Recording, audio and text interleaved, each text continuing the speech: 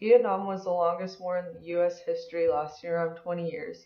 Not only was it extremely long, but also extremely unfavorable to the majority of the U.S. population. I really don't feel that you should ever go into any kind of conflict unless you plan to win it. I Mhm. mean, don't drag our kids over Yeah. there to be murdered. Nearly 60,000 Americans died and around 2 million Vietnamese died as well. From 1945 to 1954, the Vietnamese waged an anti-colonial war against the French, who were financially supported by the United States. A peace conference in Geneva followed French defeat at the Dien Bien Phu. The conference resulted in Cambodia, Vietnam, and Laos receiving independence, but Vietnam was divided by the anti-communist South and communist North. The United States-backed South refused to hold unification elections, and as a result, the Viet Cong began to battle the South Vietnamese government. A deep-seated fear of communism played a huge factor into increasing United States involvement in the Vietnam War. In support of the anti-communist South, the United States sent in 2,000 military advisors, which over time grew to over 16,000. Military conditions deteriorated, and the southern Vietnamese lost the Mekong Delta, which led to northern Vietnam making victory even further out of reach. In an attempt to aid the South, President Lyndon Johnson decided to escalate war efforts by sending airstrikes to northern Vietnam and placing ground forces there as well. I would not have a problem with doing that Mm-hmm. if the I think what happens is that instead of letting the military handle military maneuvers, Mm-hmm. making the decisions about what is done and how it's done and where it's done, and leaving it up to politicians does not work. No. They have no clue, not any more than we do. Mm-hmm. And that's one of the things that's happened in recent years too, is you have to be able to let your military Decide. take care of those decisions. Yeah. 3 years later, the use of the Tet Offensive by the Viet Cong was covered in United States news and revealed the true brutality of the war, which then turned many Americans against it. That the war became so unpopular that anything connected with it carried that same stigma. Tet Offensive. And another thing about the Vietnam War is that we had never seen footage of wars and that kind of thing, except on Saturday afternoon when you went to the movies, there or anytime you went to a movie, there would be a short of what was going on in the world and what was going on in, like, even during the Second World War, what, you know, different battles or whatever, but they were always short and very concise, not a lot of detail.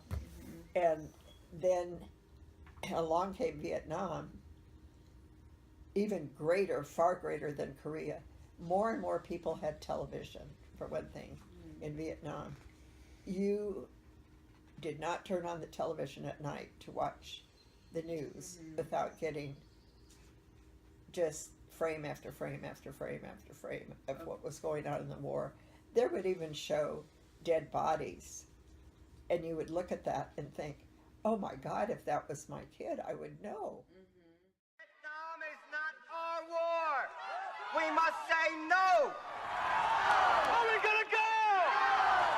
Hell no, we won't go. Hell no, we won't go. Hell no, we won't go. Hell no, we won't go. Hell no, we won't go. Hell no, we won't go. Hell no, we won't go. Hell no, we won't go. As Barbara mentioned previously, once citizens of the United States began to realize the turmoil going on in Vietnam, support of the war dropped significantly. Protesting the war became very popular. The big ones were like in San Francisco and, you know, bigger cities. We saw there were so many social things going on during that time. We would see kids hitchhiking. You know, there were a lot of, I guess what I remember reading is that during that era, kids were leaving say they live someplace in the Midwest or where some small town somewhere, and they wanted to see what was happening.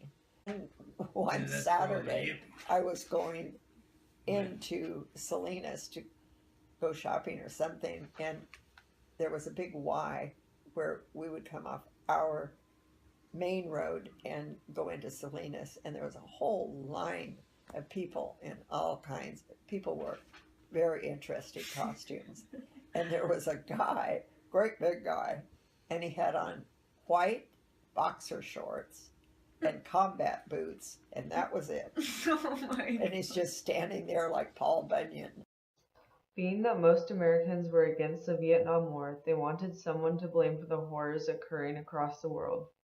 Some blamed President Lyndon Johnson, some blamed traditional patriots, lack of media coverage, and so on. You know, with a lot of things, the list is long. Mm-hmm. And then I really don't know who you would blame as individuals, but I blame politics myself. Mm-hmm. Why would you say? Why? Because politicians are always in charge of everything, and they do not look at how things affect us. They don't look how things are going to affect our country Mm-hmm. or future generations. They are totally concerned with how do I get elected next time.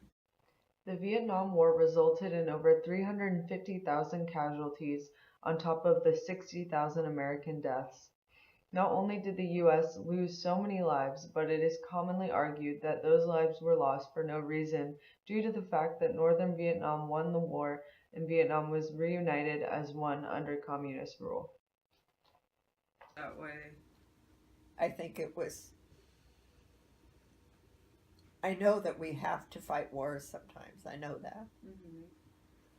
But I think my personal opinion is if you are strong and your country is strong and you've got a strong military and Air Force and Navy and whatever, Mm-hmm. you don't have to fight many wars because nobody's going to mess with you. Yeah. And so then, but when you're in the position that we're in now, then it's like you're saying these young lives are disposable.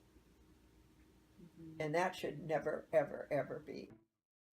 The outcome of the Vietnam War resulted in a divide within American society between traditional patriots and anti-war advocates, and Americans became much more skeptical of implementing forceful foreign policy in the fear of having another war like in Vietnam.